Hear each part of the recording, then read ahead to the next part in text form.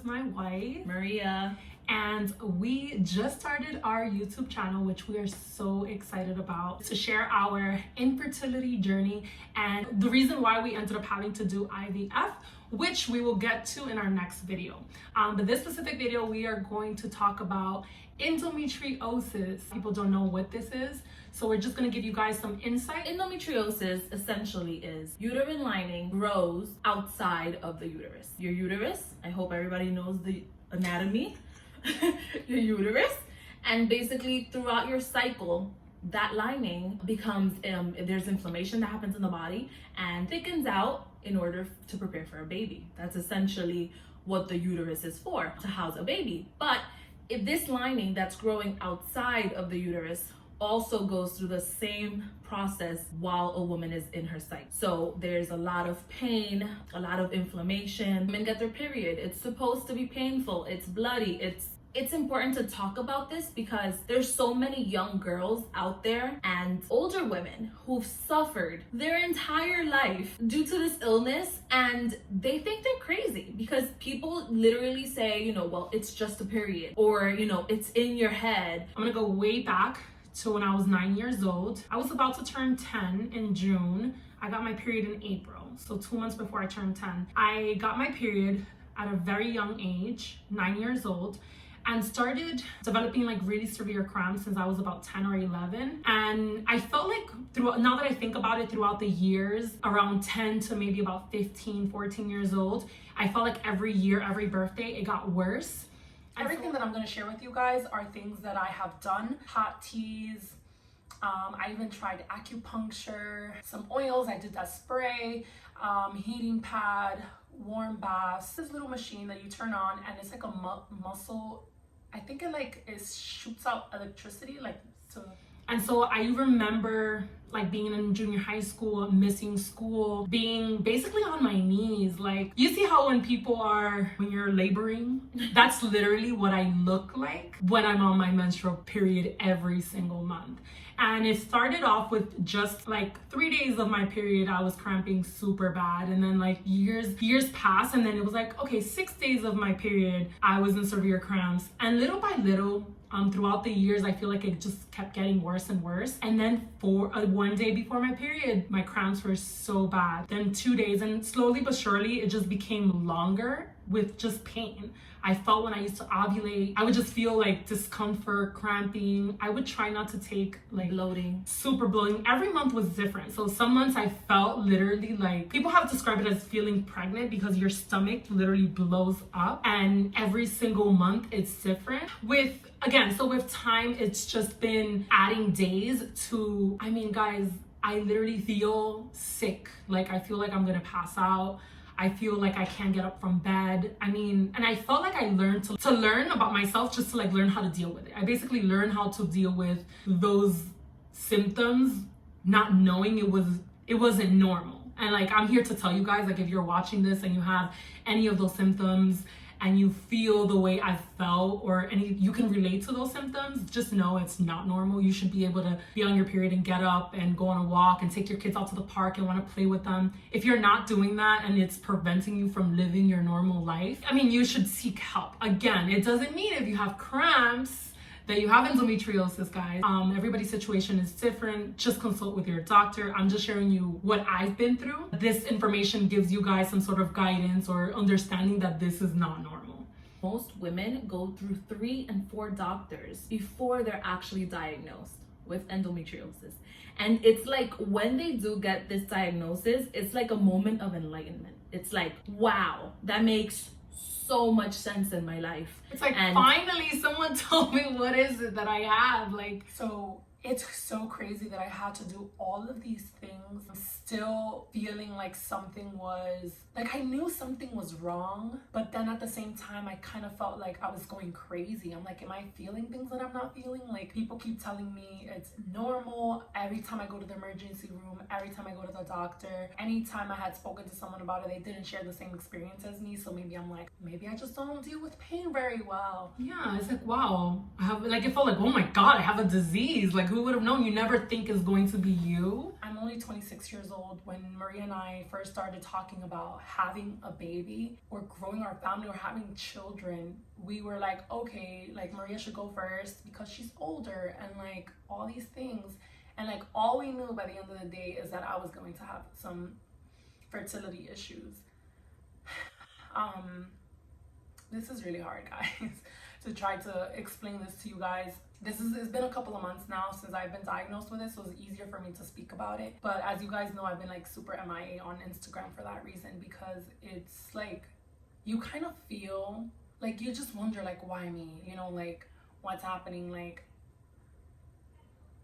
why? Like you look at other people's stories and other people's journeys and you can't relate to it because you don't think it's gonna happen. There are things when diagnosed early enough that you can do to help minimize those symptoms, to help you live with the disease rather than have the disease kind of live you. The youngest diagnosed girl, female, is 11 years old.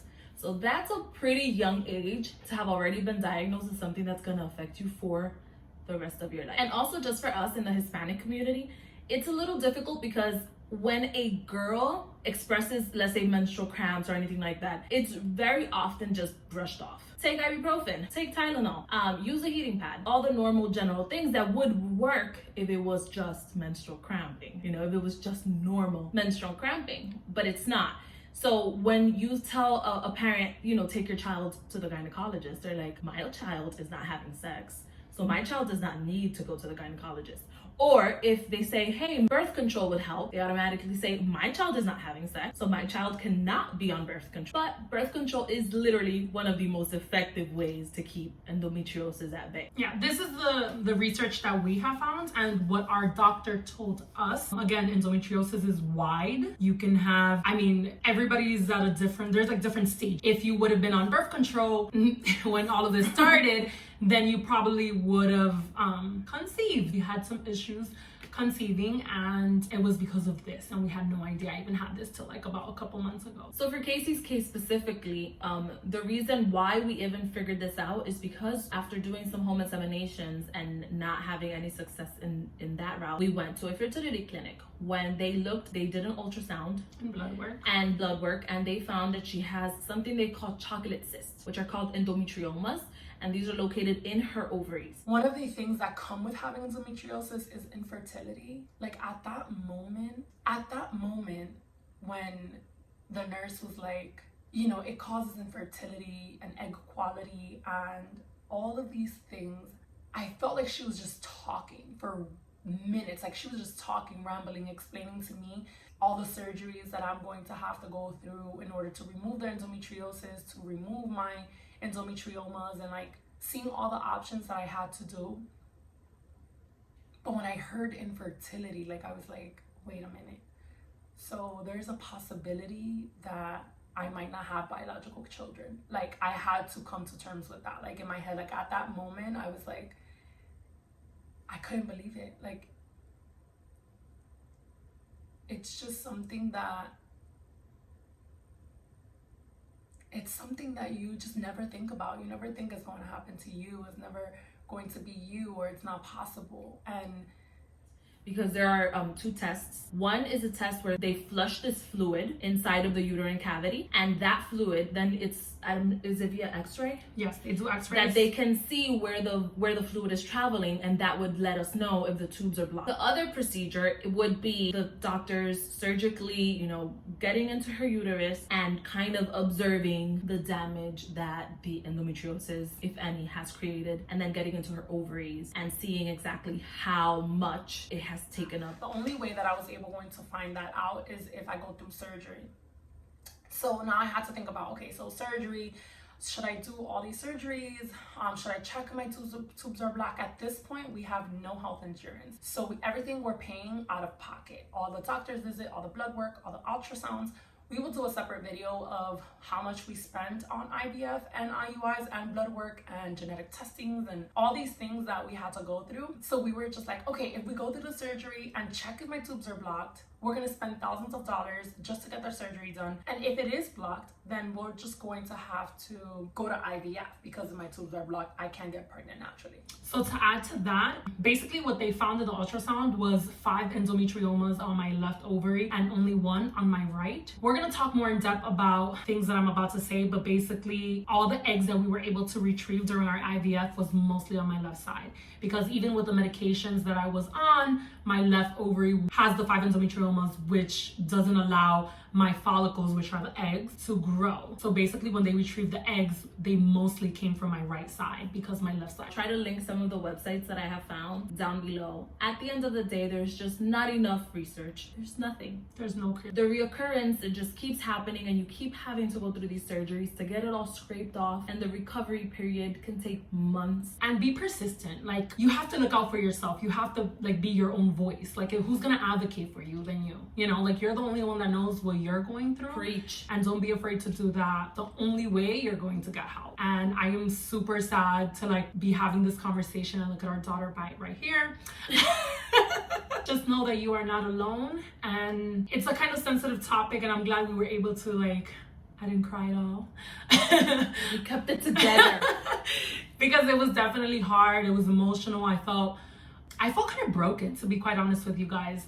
Just as a woman, like, as a woman, you feel like that's what you're supposed to be doing, right? Like, you're supposed to like naturally be able to like give birth to a baby. And that's not the case for everybody, guys. And that was not the case for me, unfortunately. Every single time that we tried at home, and we did one at the clinic, medicated with to help grow my follicles so that I can ovulate, and then they do all those. Every single time we had to wait 2 weeks to see if I was pregnant or not. Every single 2-week wait that we went through for 5 months, it was just, every negative test felt like a little part of me was like breaking out of me. Like, I felt like this journey has literally taken something from me that I feel like I'll never be able to get back. There clearly needs to be more funding for more research, more tests that are actually gonna get people the answers that they need, because they need to be able to live their life in their body. We're working towards growing our family. And yeah, guys, thank you guys so much for tuning in, watching our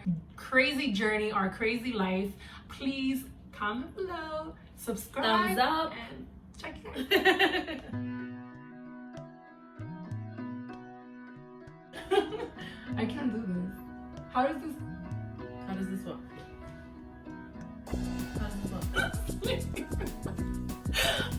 Oh my god, my leg was spinning. Oh my god, my leg.